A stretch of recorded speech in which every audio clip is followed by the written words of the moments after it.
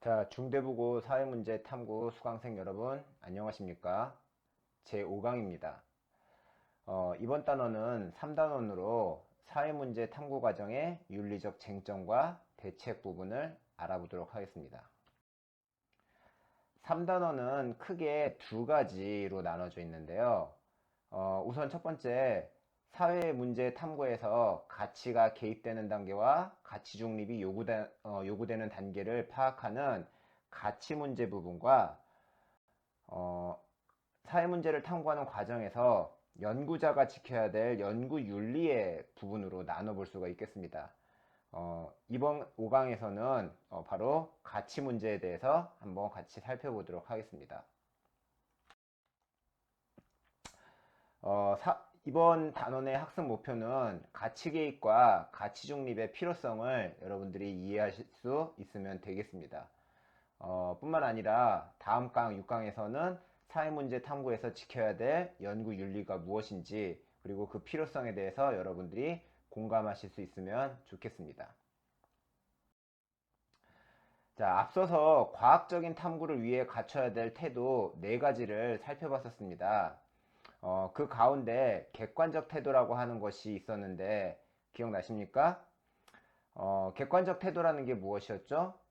자신의 주관적인 가치관이라든지 선입견을 배제하고 특정 가치나 관점에 치우치지 않은 중립적인 입장에서 사실을 있는 그대로 관찰하는 태도를 우리는 객관적 태도라고 배웠습니다. 자, 그런데 말이죠. 사람이 완전히 자신의 주관적 가치를 배제하고 사회문화 현상을 연구하는 게 정말로 가능할까요? 자, 예를 들어서 어떤 학자가 2030 세대 청년들의 주거 불안정 문제를 연구한다고 한번 가정을 한번 해봅시다. 자, 그렇다면 이 연구자는 많고 많은 사회 문제 가운데서 왜 하필 청년 주거 문제에 대해서 연구를 하게 되었을까요? 그렇죠. 바로 이 연구자에게는 청년의 주거 문제가 다른 사회 문제보다 연구해야 할 가치가 있고 자신의 연구를 통해서 그 문제에 대한 해결책을 내놓고자 하는 의지가 반영되었기 때문에 이러한 연구 주제, 즉 청년 주거 문제를 연구 주제로 선정한 것이겠죠. 이처럼 사회문제 탐구에서 연구자가 자신의 주관적 가치를 완전히 배제하기는 사실상 불가능합니다. 그렇다고 해서 연구자의 가치 개입을 무한정 허용한다면 사회과학의 연구를 우리가 과학적 연구라고 말할 수 없게 될 수도 있어요. 따라서 어떤 단계에서는 연구자가 자신의 가치를 최대한 배제하고 특정 가치나 태도에 치우치지 않아야 합니다. 즉 객관적으로 바라볼 필요가 있다는 거죠. 이를 우리는 가치 중립적 태도라고 이야기합니다. 학생들이 흔히 하는 오해 가운데 하나가 가치 중립이라고 이야기하면 연구자가 가치를 아예 갖지 않는 것으로 생각하는 경우가 종종 있습니다. 근데 우리 사회과학에서 가치 중립이라고 하는 것은 그런 의미가 아니에요. 연구자가 사회과학을 연구할 때 가치 중립을 지킨다는 것은 연구자가 아무런 가치를 가져서는 안 된다는 의미가 아니라 자신의 가치 때문에 연구의 과정이라든지 연구의 결과가 왜곡되어서는 안 된다. 연구의 과정과 결과의 왜곡을 방지하는 것, 이것이 바로 연구자의 가치 중립이 가지는 진정한 의미죠. 여러분들이 이 점을 꼭 명심하셨으면 좋겠습니다. 자, 예를 하나 들어보도록 할게요. 질문지법으로 자료를 수집했을 때 연구자가 마음에 들어하는 응답만 연구에 반영시켜서 어떤 연구의 결과를 의도한 대로 도출하는 행위. 여러분들이라면은 이러한 행위를 어떻게 판단할 수 있겠습니까? 가치 개입이 허용될까요? 아니면 허용되지 않을까요?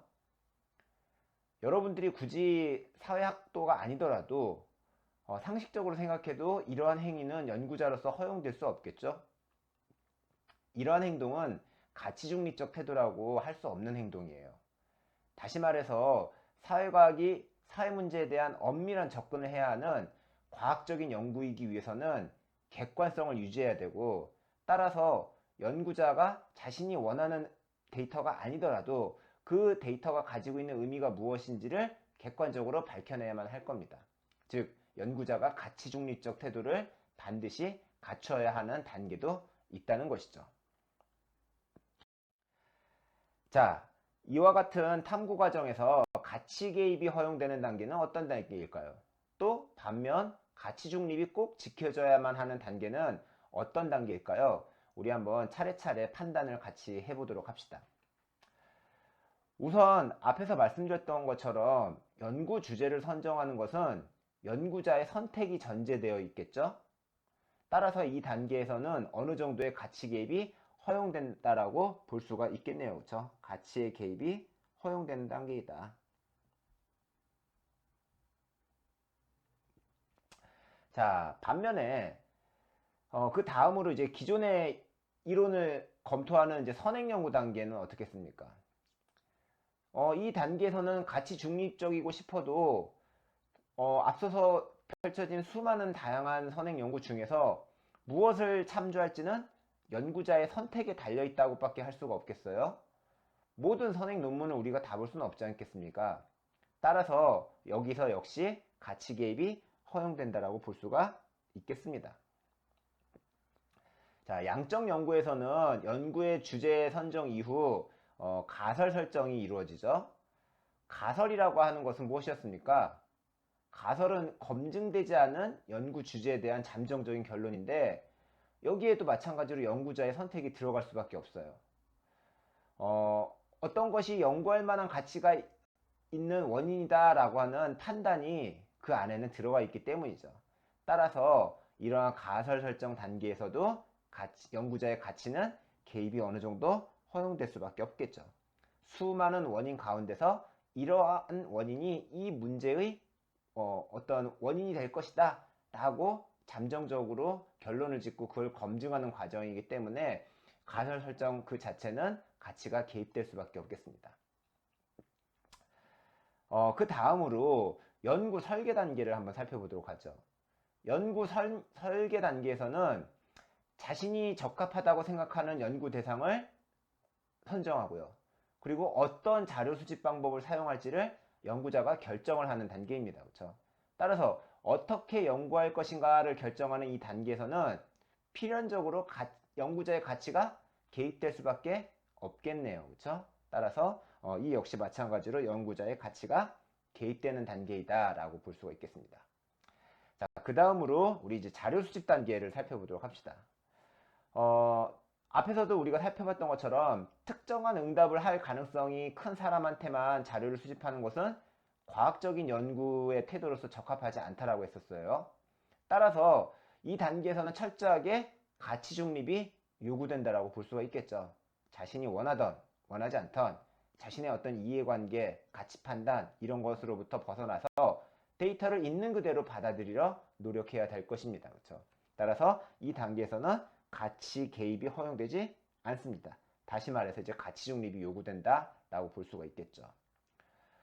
또한 수집된 자료를 왜곡해서 해석한다면 이 역시 연구 결과를 신뢰하기가 어렵게 될 겁니다. 따라서 이런 이제 자료의 분석과 해석 그리고 결론을 도출하는 단계에서는 마찬가지로 가치 중립이 요구된다라고 볼 수가 있겠네요.